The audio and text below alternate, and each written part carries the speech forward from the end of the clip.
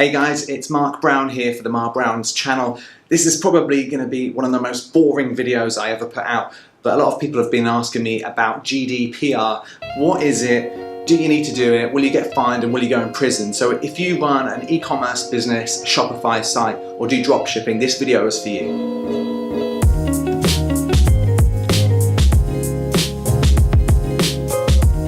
So what is GDPR? Do you need to change your site?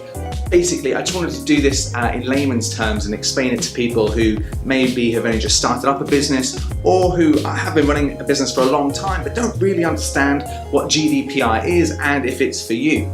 Well, basically, with all of the Facebook news, the sort of Cambridge Analytica data breaches in the press recently, governments around the world are trying to improve the way that our data is held as customers. Now, this is what this new GDPR law is about, and it's basically making companies like yourself and me check with existing customers that they're happy for their data to be used, and they basically have to opt in again or confirm that they're happy for this to continue happening. Now, if you're like me, every 2 minutes I'm getting an email saying this is our updated policy, this is our new GDPR email, confirm. I've been deleting a lot of them. So what a lot of business users are worried about is, are you going to go from, say, like a mail list of 50,000 people down to 5? Because most people can't be bothered to read this email and they don't understand what it is.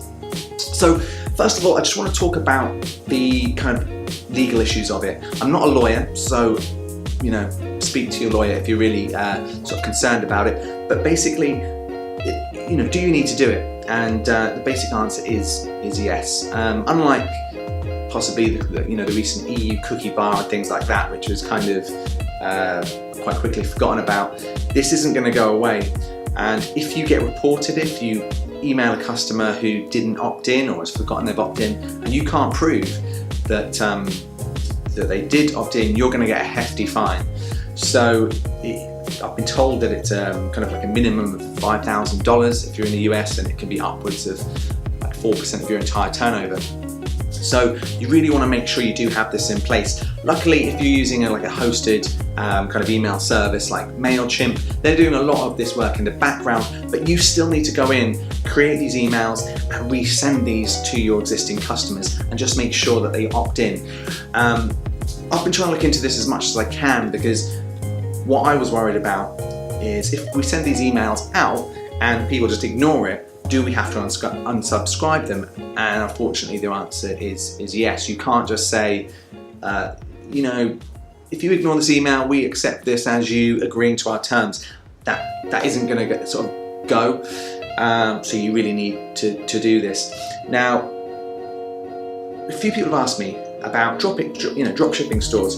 I don't run a dropshipping store. I actually run a company called Editor's Keys. We manufacture, produce and market our own products. So when I take a customer's email address, telephone number, that kind of thing, I'm only keeping it within the Editor's Keys environment, and we're just using that really for sending customer sort of order information, potential remarketing on Facebook, Instagram, that kind of thing. So my data isn't really going outside of the company.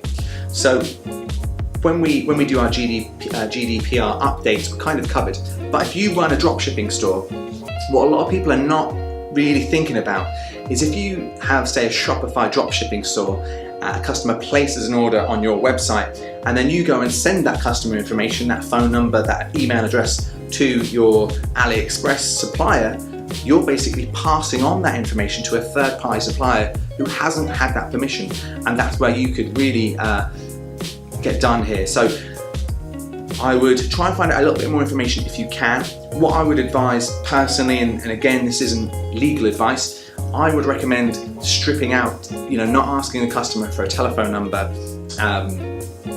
because all of these are separate issues. Emails one, telephones one, and address is another.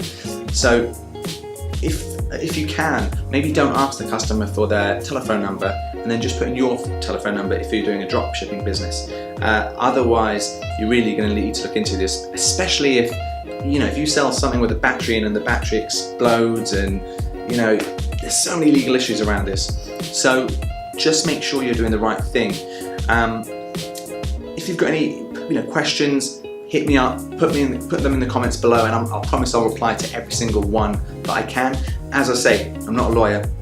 I've just been running a business for a long time. I've been reading deeply into this over the last few days, and there's lots of little things you need to do. The other thing is pop-up email forms as well. If you have like a pop-up email form on your website and it says click, enter your email here for 10% off, those you need to change as well. You can't just have email, submit, and then you start emailing with other things, competitions and deals. You can't do that anymore. You've got to be really clear now on what you're going to use that information for. And let's be honest, if you're like me, you're going to be using that information for retargeting, for email campaigns, and loads of other things. So I hope this helped explain the GDPR thing a little bit for you.